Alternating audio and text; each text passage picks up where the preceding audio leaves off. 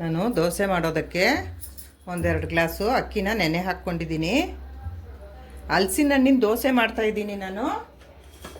ಅದಕ್ಕೆ ಹಲಸಿನ ಹಣ್ಣು ಚೆನ್ನಾಗಿ ಹಣ್ಣಾಗಿರೋದನ್ನು ಎಲ್ಲನೂ ಈ ಥರ ಬಿಡಿಸಿ ಇಟ್ಕೊಂಡಿದ್ದೀನಿ. ಈಗ ಇದನ್ನೆಲ್ಲ ನಾನು ಮಿಕ್ಸಿ ಮಾಡ್ಕೊಳ್ತೀನಿ. ಮಿಕ್ಸಿ ಜಾರ್ ತೊಗೊಂಡಿದ್ದೀನಿ, ಹಾಕ್ಕೊಳ್ತೀನಿ ಇದಕ್ಕೆ ಹಲಸಿನ ಹಣ್ಣು ಬಿಡಿಸಿ ಇಟ್ಕೊಂಡಿರೋದು. ಈಗ ಅದಕ್ಕೆ ಒಂದು ಸ್ವಲ್ಪ ಅಕ್ಕಿ ಹಾಕ್ಕೊಳ್ತೀನಿ.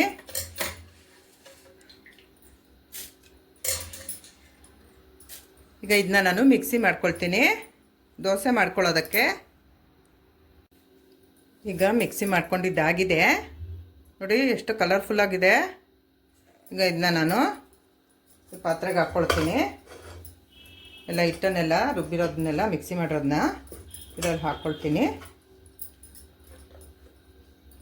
ಇದನ್ನು ಮಿಕ್ಸಿ ಮಾಡಿದ ತಕ್ಷಣವೇ ನಾವು ದೋಸೆ ಮಾಡ್ಕೋಬೇಕು, ರೆಸ್ಟ್ ಮಾಡೋಕ್ಕೆ ಬಿಡಬೇಕಾಗೇನಿಲ್ಲ. ಇದನ್ನ ನಾವು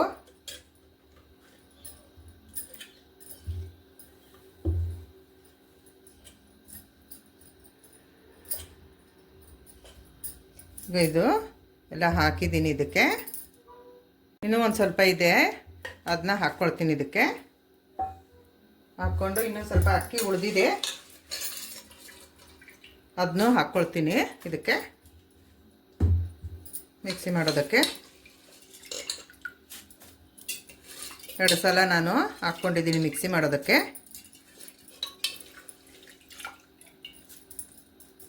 ಈಗ ಇದನ್ನ ನಾನು ಮಿಕ್ಸಿ ಮಾಡ್ಕೊಳ್ತೀನಿ.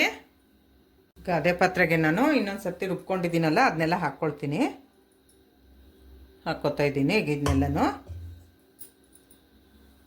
ದೋಸೆ ಮಾಡೋದಕ್ಕೆ ಇದಕ್ಕೆ ಕಾಯಿ ಚಟ್ನಿ ದೋಸೆ ತುಂಬಾ ಚೆನ್ನಾಗಿರುತ್ತೆ. ಈ ಬೇಸಿಗೆ ಕಾಲದಲ್ಲಿ ಹಲಸಿನ ಹಣ್ಣು ಜಾಸ್ತಿ ಬರುತ್ತಲ್ವ, ಆಗ ನಾವು ಈ ಥರ ದೋಸೆನ ಮಾಡಿಕೊಂಡ್ರೆ ತುಂಬ ಚೆನ್ನಾಗಿರುತ್ತೆ. ಮಕ್ಕಳೆಲ್ಲನೂ ಹಣ್ಣು ತಿನ್ನೋದಿಲ್ಲ ಅಲ್ವಾ, ಅವ್ರಿಗೆಲ್ಲನೂ ಈ ಥರ ದೋಸೆ ಮಾಡಿಕೊಟ್ರೆ ಸ್ವೀಟಾಗಿರುತ್ತೆ, ಚೆನ್ನಾಗಿರುತ್ತೆ, ತಿಂತಾರೆ ಮಕ್ಕಳು. ಇದರಲ್ಲಿ ನಾವು ದೋಸೆ ಇಡ್ಲಿ ಎಲ್ಲ ಮಾಡ್ಕೋಬೋದು. ನಾನೀಗ ಇದರಿಂದ ದೋಸೆ ಮಾಡ್ತೀನಿ.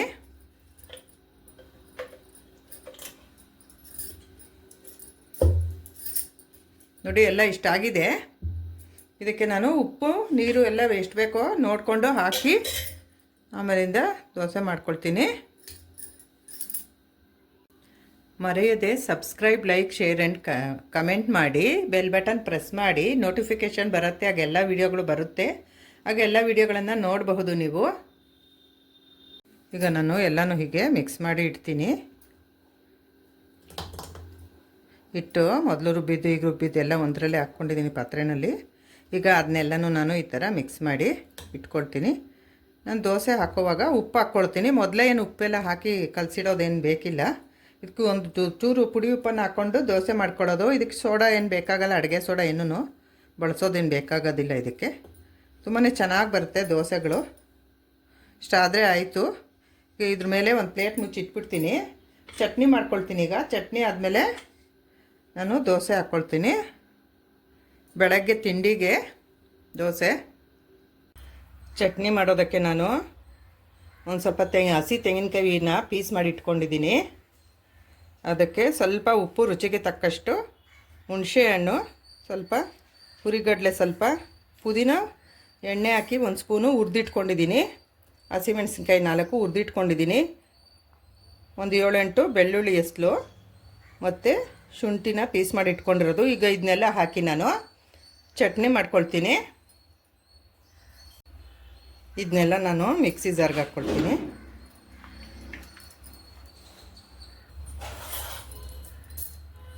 ಚಟ್ನಿ ಮಿಕ್ಸಿ ಮಾಡಿದ್ದೀನಿ.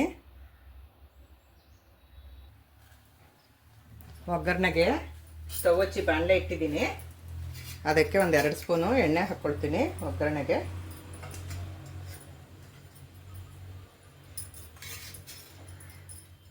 ಎಣ್ಣೆ ಕಾಯಬೇಕು. ಸಾಸಿವೆ ಹಾಕ್ಕೊಳ್ತೀನಿ ಒಂದು 1/2 ಸ್ಪೂನು ಒಗ್ಗರಣೆಗೆ. ಕಡಲೆಬೇಳೆ, ಉದ್ದಿನಬೇಳೆ 2ರಿಂದ 1 ಸ್ಪೂನ್ ಹಾಕ್ಕೊಂಡಿದ್ದೀನಿ. ಅರ್ಧ ಸ್ಪೂನು. ಅದಕ್ಕೆ ಒಣಮೆಣಸಿನ್ಕಾಯಿ ಹಾಕ್ಕೊಳ್ತೀನಿ, 1-2 ಕಟ್ ಮಾಡಿ ಇಟ್ಕೊಂಡಿರೋದು. ಇದು ಆಗಬೇಕು. ಈಗ ಕರಿಬೇವು ಹಾಕ್ಕೊಳ್ತೀನಿ, ಒಂದು ರೆಕ್ಕೆ ತಗೊಂಡು ಇದಾಗಿದೆ, ಕರಿಬೇವು ಒಗ್ಗರಣೆ ಆಗಿದೆ. ಚಟ್ನಿಗೆ ಹಾಕ್ಕೊಳ್ತೀನಿ ಒಗ್ಗರಣೆನ. ಚಟ್ನಿಗೆ ಮಾಡಿಟ್ಕೊಂಡಿರೋ ಒಗ್ಗರಣೆ ಹಾಕ್ಕೊಳ್ತಾ ಇದ್ದೀನಿ.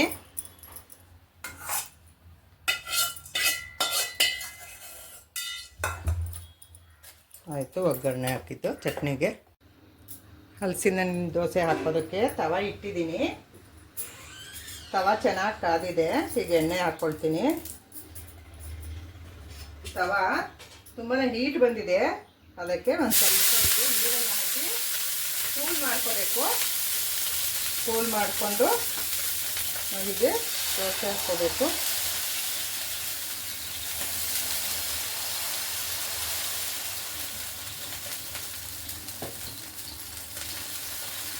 ಕೆಂಪು ಹಲಸಿನ ಹಣ್ಣು ಇದು, ಹಾಗಾಗಿ ದೋಸೆಗಳೆಲ್ಲ ಕೆಂಪು ಬರುತ್ತೆ. ಕೆಂಪು ಹಲಸಿನ ಹಣ್ಣು ಇದು, ಹಾಗಾಗಿ ದೋಸೆ ಕೆಂಪು ಬರ್ತಾ ಇದೆ.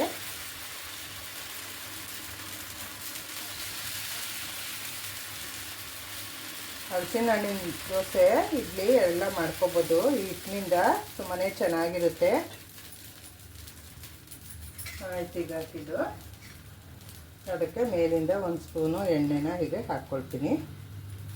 ಎಣ್ಣೆ ಆದರೂ ಹಾಕ್ಕೋಬೋದು, ತುಪ್ಪ ಆದರೂ ಹಾಕ್ಕೋಬೋದು. ನಾನೀಗ ಇಲ್ಲಿ ಎಣ್ಣೆನ ಹಾಕ್ಕೊಂಡಿದ್ದೀನಿ. ಇದ್ರ ಮೇಲೆ ಒಂದು ಪ್ಲೇಟನ್ನು ಮುಚ್ತೀನಿ.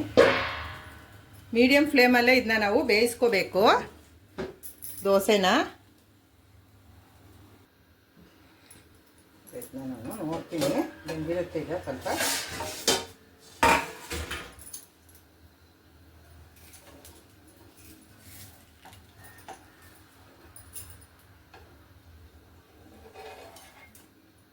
ಸುತ್ತು ಈ ಥರ ನಾವು ಬಿಡಿಸ್ಕೊಂಡು ದೋಸೆನ ತಿರುವಾಕೋಬೇಕು. ನೋಡಿ ಎಷ್ಟು ಚೆನ್ನಾಗಿ ಬರ್ತಾಯಿದೆ ದೋಸೆ. ಹಲಸಿನ ಹಣ್ಣಿನ ದೋಸೆ ಚೆನ್ನಾಗಿ ಬರ್ತಾಯಿದೆ.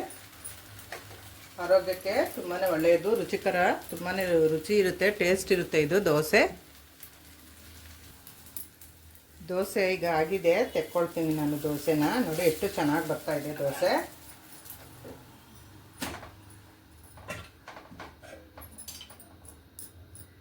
ದೋಸೆ ನೋಡಿ ಎಷ್ಟು ಚೆನ್ನಾಗಿ ಬಂದಿದೆ, ಸೂಪರಾಗಿ ಸಾಫ್ಟಾಗಿ ಬಂದಿದೆ, ತುಂಬಾ ಸಾಫ್ಟಾಗಿ ಬಂದಿದೆ ದೋಸೆ. ಹಲಸಿನ ಹಣ್ಣಿನ ದೋಸೆ ನೋಡಿ ಎಷ್ಟು ಚೆನ್ನಾಗಿ ಬಂದಿದೆ, ತುಂಬಾ ಸಾಫ್ಟಾಗಿದೆ ದೋಸೆ. ನೋಡಿ ತುಂಬಾ ಸಾಫ್ಟಾಗಿ ಬಂದಿದೆ. ಈಗ ಹಲಸಿನ ಹಣ್ಣಿನ ಸೀಸನ್ನಲ್ಲಿ ನೀವು ಈ ಥರ ಹಲಸಿನ ಹಣ್ಣಿನ ದೋಸೆ ಮಾಡಿ ಹೇಗಿದೆ ಎಂದು ಕಮೆಂಟ್ ಮಾಡಿ ತಿಳಿಸಿ. ನೋಡಿದ್ದಕ್ಕೆ ಧನ್ಯವಾದಗಳು. ಮರೆಯದೆ subscribe, like, share and comment ಮಾಡಿ. ಬೆಲ್ ಬಟನ್ ಪ್ರೆಸ್ ಮಾಡಿ, ಆಗೆಲ್ಲ ವಿಡಿಯೋಗಳು ಮೊದಲಿಗೆ ಬರುತ್ತೆ, ಆಗ ನೋಡಬಹುದು ನೀವು. ಹಲಸಿನ ಹಣ್ಣಿನ ದೋಸೆಗೂ ತೆಂಗಿನಕಾಯಿ ಚಟ್ನಿಗೆ ತುಂಬಾ ಕಾಂಬಿನೇಷನ್ ಚೆನ್ನಾಗಿರುತ್ತೆ, ಸೂಪರಾಗಿರುತ್ತೆ. ನೀವು ಮಾಡಿ ಹೇಗಿದೆ ಎಂದು ಕಮೆಂಟ್ ಮಾಡಿ ತಿಳಿಸಿ.